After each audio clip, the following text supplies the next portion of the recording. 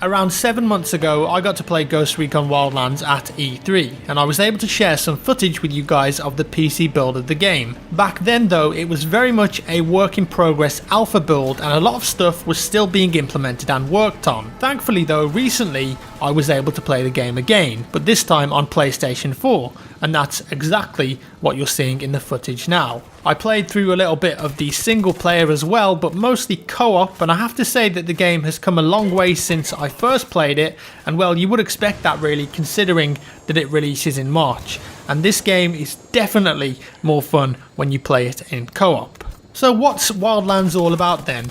Well, this game is an open world modern military shooter set in Bolivia.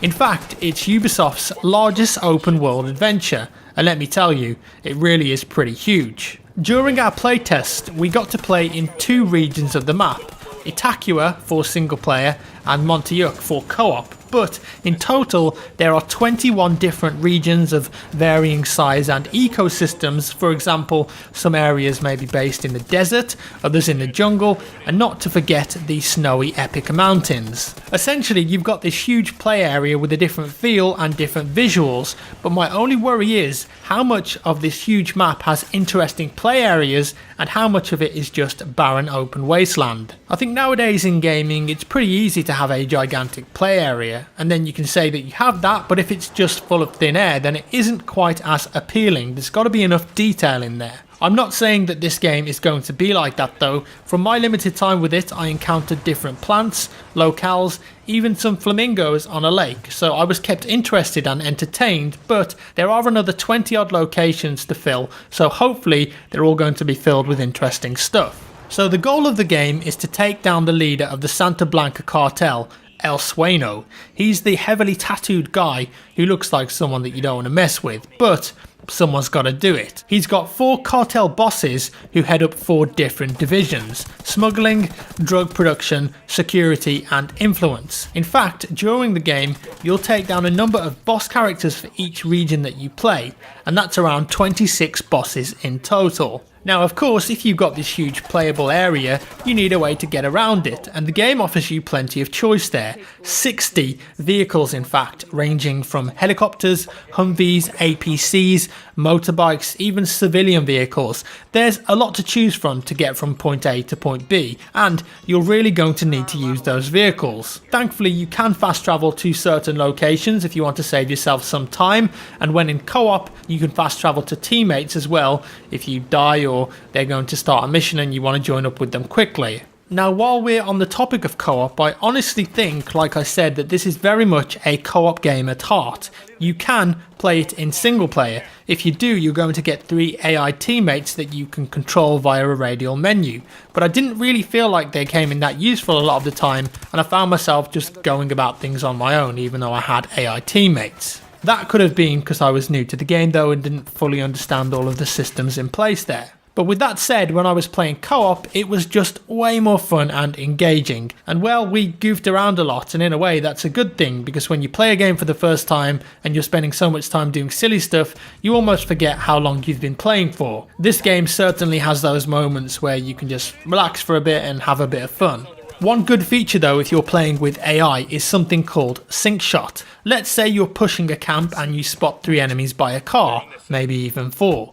You spot them all with your goggles, and assuming that you've got it available, you can mark 3 enemies for a sync shot. Make sure that your AI teammates are in position, and when you take your shot, say on the 4th guy, they will take out the marked enemies at the same time. So you can either just mark a few enemies and let the AI deal with them both, or you can mark some and take a shot for yourself and they will take out the ones that you marked. It does help taking down groups of enemies, but of course, it's not as fun as coordinating that with 3 friends over voice comms. Now, I feel like the essence of this game is total freedom.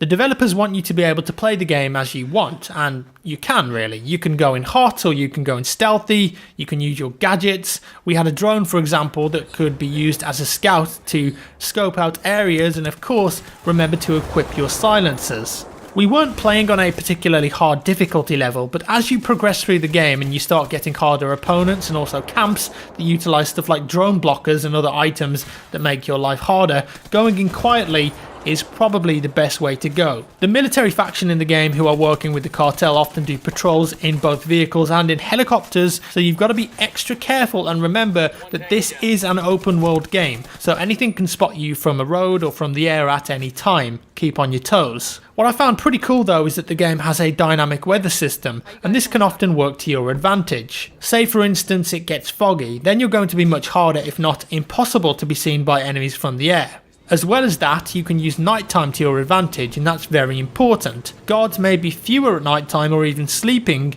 and you can equip both night vision and infrared goggles when you unlock them to make your life much easier. There was also a good level of customization here in my opinion. We were able to fully customize our player character from choosing their sex, their face, hair, clothing, tattoos, even down to what headset they're wearing and the colour of their shoes. You can't mould your face into a specific shape though, so don't go in expecting to do that, but you do have a really good selection of things that you can customise to ensure that your character looks unique. You can also change your clothing later on as well if you unlock a new piece that you like. As well as your character, your weapon can also be customised. Players familiar with some of the latest Ghost Recon games, like say Future Soldier, will be aware of the gunsmith, and in Wildlands this has been built upon. You can change pretty much everything with your weapon via an in-game menu. Change the stock, the barrel, put on a silencer, a long range scope, red dot sight, underbarrel, all the things that you would assume you can change, you probably can. You will also want to pay close attention to the skill tree in the game, as this will give your character certain abilities. Some skills give you weapon variants like say a grenade launcher, others give you more range on your drone, and some are also team play related like being able to revive teammates faster. Having a good blend of abilities between squad mates could be helpful in taking out the harder opponents later in the game. Finding intel on missions and out in the world will also help to unlock new abilities and skills for your character. Overall, with the limited time I spent playing the game again, I did have fun with Wildlands, but I do have some concerns as well. I mentioned one of them earlier, the map size and how much of it is actually going to be interesting gameplay, but one of my other main concerns is variety. How much variety is there going to be in the missions, and is it going to get very samey very fast? We spent a lot of time messing about, doing things like jumping off cliffs, having digger battles, blowing stuff up, and we had a ton of fun with that. But is this game going to make me want to come back to it after a playthrough, or is it going to be something that I will play through once with my friends and then